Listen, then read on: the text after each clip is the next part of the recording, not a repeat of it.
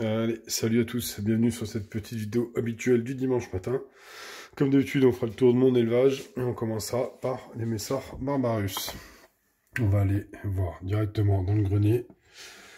Donc on a énormément d'activités, on peut observer pas mal de nouveaux majors avec des têtes bien oranges. Et avant qu'ils s'en aillent, si on regarde bien ici, on a un petit mâle qui se promène. Donc il est arrivé pendant la semaine. Vous voyez, il marche vraiment mal. Et si on regarde bien, il me semble que on avait... Oh, attendez, je regarde hors caméra, normalement déplacé. On avait une deuxième nymphe qui était très ressemblante aussi à un deuxième mâle.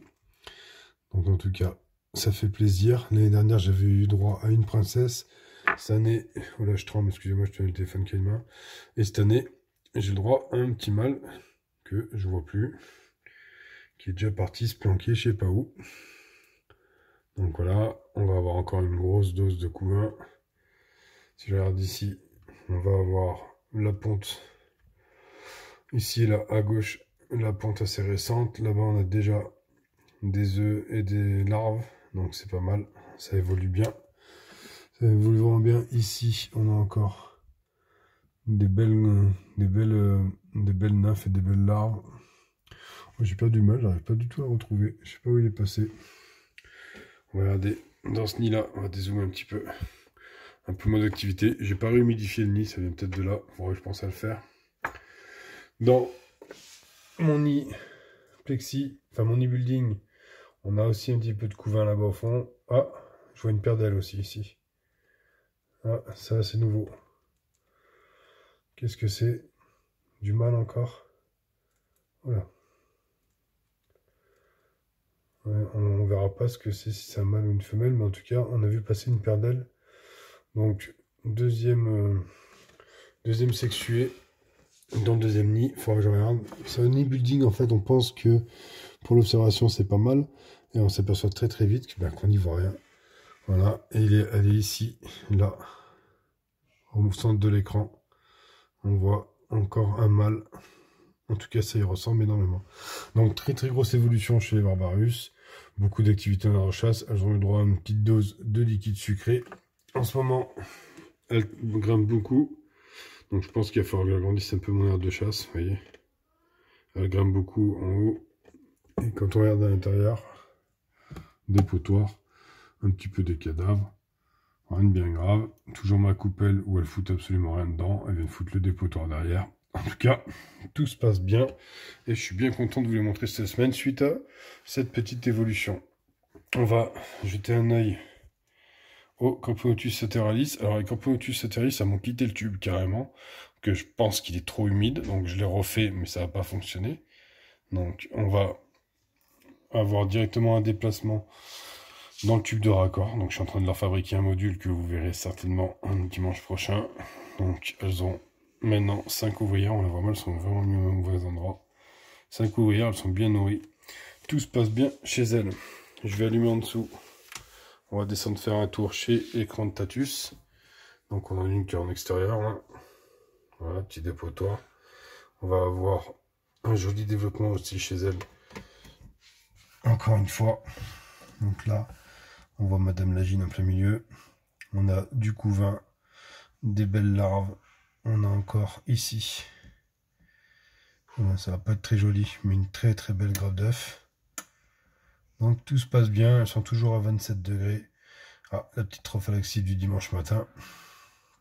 En tout cas, tout va bien chez les Crantatus. On va passer voir les Japonicus.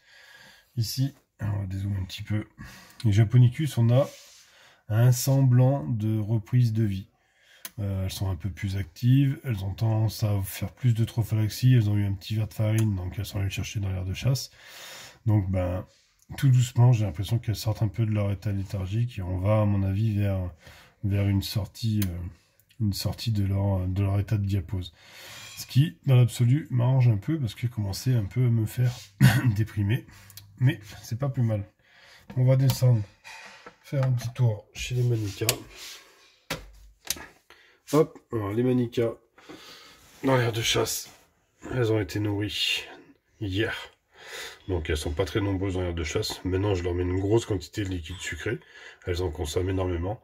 Donc sinon tout se passe bien. Elles ont eu aussi des verres de farine hier. Hein, donc généralement, quand je leur nourris comme ça, on les voit pas trop. On va passer faire un tour. Tiens, ici d'abord, dans les escaliers. Moi j'aime bien les regarder dans les escaliers. On va grimper et descendre. Tiens, on a une petite larme là. Voilà. Et on va aller faire un tour, comme d'habitude, sur le couvain. Donc, beau couvain, hein, comme d'habitude. Énormément de naissances, on les voit aux couleurs des ouvrières. Vous voyez, du couvain, j'en ai encore là. Si je l'ai mis au point, on va s'apercevoir qu'on en a encore dans le tube en bas. Si on regarde par là, on verra peut-être mieux. Tant que tout dernier tube, il est tourné, donc on verra pas, mais voilà, hein, beaucoup de couvain. Ici et ici, on doit avoir les œufs, comme d'habitude. On va zoomer un peu. Oula! Voilà, un grappe d'œuf. Encore une énorme grappe d'œuf. Donc elle se développe super bien. Voilà. Couvain de dingue. En tout cas, un vrai plaisir avec cette espèce. Et j'adore vraiment, parce que du coup, on voit vachement d'évolution. Vous voyez, même dans cette aire de chasse là, on les voit courir partout. En tout cas, bien sympathique, cette espèce qui finira par partir en diapause dans 2 mois et demi, parce qu'elles ont besoin de froid. Donc voilà, on va remonter, jeter un coup d'œil ultra rapide à ma Liniperda. Alors ma Liniperda, j'ai un doute sur le fait que la larve soit morte, quand même, puisque ça fait peut-être déjà une semaine largement, je l'ai remis un peu, que elle est dans cette position là et elle m'a toujours pas fait de cocon et je vois rien évoluer. Donc à moins qu'elle soit passée en diapause, mais je pense que le démarrage pour cette année sur cette espèce là va être un petit peu plus compliqué que je le pensais. Ouais, franchement, la larve va pas bouger, elle a cette forme là et cette couleur depuis 15 jours. Je pensais que ça tissait les cocons un peu plus rapidement, mais malheureusement on va devoir faire avec. Donc je la remets vite à l'ombre, au noir, pour qu'elle soit tranquille. On va profiter qu'il soit là pour regarder ce magnifique major avec cette tête toute orange. Voilà. Ici, on en a pareil. On a un attroupement de majors. Je sais pas ce qu'ils font. Ils sont en train de bouffer quoi. Ils sont en train de bouffer quelque chose, mais je sais pas ce que c'est. Qu'est-ce qu'ils bouffent? Une graine, certainement. Enfin, j'espère que c'est pas une nymphe qui bouffe comme ça. Bon, mon petit mâle, il a disparu. Je sais pas du tout où il est. Ça m'étonnerait que ce soit celui qui soit dans le lit building. J'arrive vraiment pas à le trouver. Alors, ils cherchent partout parce qu'ils ont tendance à bien se cacher. Ah bah, ah, j'arrive pas à le trouver. Non. Non, mais faut pas que je fasse de vidéo le matin, quoi. J'arrive pas à le trouver parce que je dois pas avoir les yeux ouverts. Alors, par contre, quand il marche, il est vraiment pire que les autres, quoi. Déjà, les majors, ils sont pas d'une fluidité de marche exceptionnelle, mais là, les mâles, c'est encore pire. Donc, voilà. Donc, il y en a un ici. Je regarde en même temps si je vois l'autre là-bas dans l'autre nid. Si je vois des ailes. Mais non, je vois pas d'ailes là-bas. Bon, il faudra qu'on regarde plus précisément au fur et à mesure des semaines. De toute façon, s'il y a des mâles, ils vont peut-être... on va peut-être les voir mieux après. Ici, j'ai pas l'impression que j'arrive... Ah bah si, là. Pile devant la... C'est bien un mâle aussi. Ah, pile au milieu là, de l'écran. Donc pour l'instant, cette année, ça va me faire 3 mâles.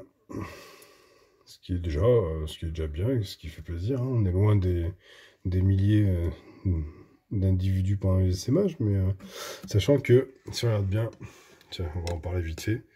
Voilà, là il y a 2 nymphes. Alors, attendez, je vais prendre un truc pour vous montrer. Je vais caler le téléphone. 2 nymphes, celle-ci. Alors attendez, il est où mon bout? Celle-ci là. Celle-ci, pas 2 nymphes, 2 larves, pardon. Celle-ci et celle-ci, qui n'ont pas du tout la même forme que les autres. Vous voyez, les autres elles sont en forme de haricot. Celles-ci elles sont en petite forme de boule. Et en fait, je m'aperçois que des larves comme ça, et j'en ai aussi une ici, qui n'a pas du tout la même forme que les autres. Et là devant, celle-là, vous voyez, elle n'a pas du tout la même forme que les autres. Et j'en ai un peu partout des comme ça. Alors, est-ce que c'est des larves de sexuées? Je sais pas, mais je m'aperçois qu'il y en a pas mal qui ont une forme inhabituelle. Enfin voilà, sur ce, on a fait le tour. Je vous souhaite un très très très bon dimanche. Et je vous dis à dimanche prochain. Allez, ciao ciao.